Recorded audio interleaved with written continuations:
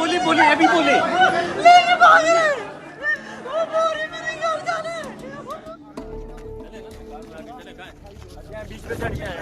भाई कुछ नहीं कर। कराची की इसी गली से दुआ ज़ेहरा की कहानी का आगाज़ हुआ था।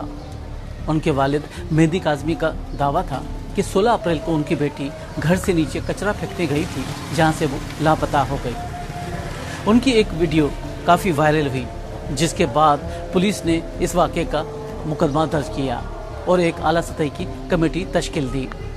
ये केस किन किन मराहिल से गुजरा, आइए समझने की कोशिश करते हैं।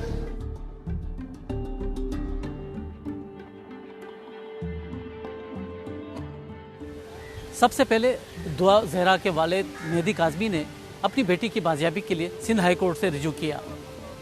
अदालत ने पुलिस पर दबाव डाला और उस वक्त के आईजी अफजल कामरान को हटा दिया गया। पुलिस ने मोबाइल फ़ोन नंबर्स के ज़रिए दुआ ज़ेहरा का सुराग लगाया और पंजाब के शहर भावल नगर से उन्हें 5 जून को बाजियाब कराया गया। उस वक्त ये बात भी सामने आई कि उनका निकाह हो चुका है। दुआ ज़ेहरा को यहाँ सिंध हाई कोर्ट में पेश किया गया, जहाँ उनकी उम्र पर भी सवाल उठाया गया। मेरे पास बच्ची के पासपोर्ट और इस 2015 का बना हुआ है, तमाम डॉक्यूमेंट्स मेरे पास 2015 से पहले के हैं। ठीक है, मेरे पास बेफाम है, बर्थ सर्टिफिकेट है, हॉस्पिटल की पर्ची है, ये देखें। उसके बाद मेरे पास अपनी शादी का सर्टिफिकेट है, मेरी शादी को 17 साल हुए हैं, मेरी बेटी 17 साल की कैसे हो सकती है, ये रिपोर्ट बोगस है। अब मुझे बताएं, मैं ये पासपोर्टों को आग लगा के फेंक दूँ? दुआ ज़ेहरा के वालिद मेहदी काज़मी ने अदालत में मौक़िफ़ अख्तियार किया कि उनकी बेटी की उम्र 13 से 14 साल है। इसके सबूत में उन्होंने दुआ ज़ेहरा के तालीमी असनाद और बर्थ सर्टिफिकेट पेश किए और यह भी मौक़िफ़ अख्तियार किया कि सिंध चाइल्ड मैरिज एक्ट के तहत उनकी बेटी की शादी गैर कानूनी है।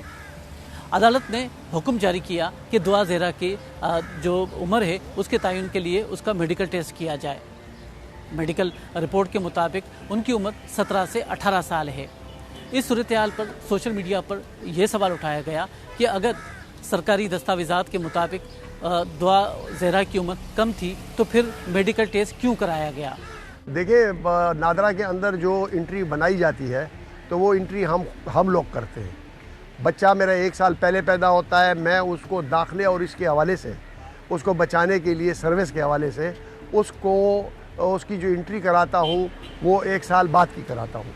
तो जिसके नतीजे में जो है ना उसको दाखिले में सहूलत होती है।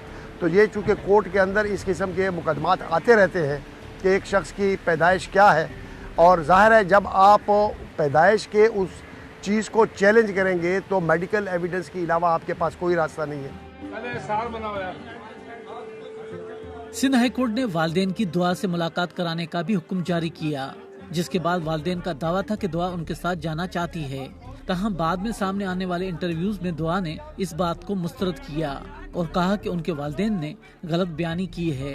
उसने अपनी पसंद से शादी की है, न कि दबाव में आकर।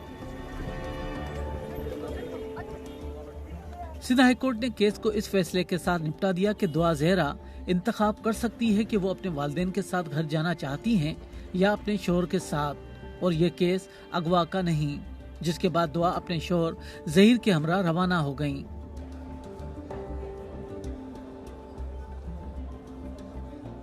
दूसरी तरफ कराची पुलिस ने ज़हीर अहमद के रिश्तेदारों और निकाह ख्वाह को भी गिरफ्तार कर लिया था।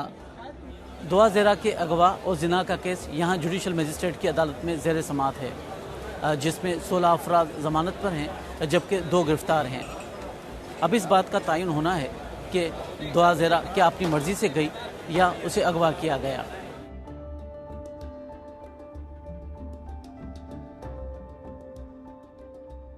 ज़हीर के वालिदैन ने लाहौर हाई कोर्ट में एक पिटीशन दायर की, जिसमें मौक़िफ़ अख्तियार किया कि पुलिस उन्हें हिरासा कर रही है।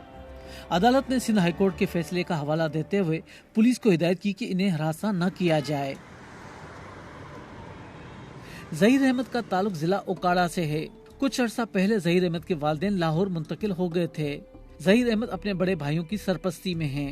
एक सवाल ये भी उठाया जा रहा है कि कई 100 मील दूर मौजूद दुआ से ज़हीर का राब्ता कैसे हुआ और क्या उन्होंने रिश्ता मांगा था। YouTube पर अपने हाल ही में एक इंटरव्यू में ज़हीर अहमद ने बताया कि वो FSC का तालिब इल्म है और मोबाइल रिपेयर कर फरोख्त करता है। दुआ ज़ेहरा से उसकी PUBG गेम पर मुलाकात हुई। वो गुज़िश्ता 3 सालों से राब्ते में थे। जब वालिदैन ने दुआ पर गेम पर पाबंदी लगाई तो दीगर ऐप्स पर बात होती थी। उनका दावा है कि दुआ टैक्सी में लाहौर पहुंची, उसने यहां पहुंचकर उसको बताया और कहा कि उसके घरेलू हालात ऐसे थे कि ये इक़दाम उठाना पड़ा।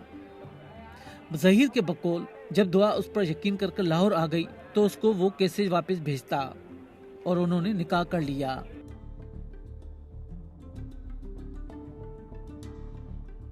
उस मेडिकल सर्टिफिकेट को जो है एक डॉक्टर ने तश्कील दिया है, तैयार किया है। दुआ के वालिद ने सिंध हाई कोर्ट के फैसले के खिलाफ सुप्रीम कोर्ट से रिजू किया है, जिसमें ये नुक्ता उठाया गया है कि पुलिस एक डॉक्टर के उम्र के बारे में सर्टिफिकेट पर इन्हिसार कर रही है, जबकि कानून के मुताबिक मेडिकल बोर्ड तश्कील देना चाहिए था।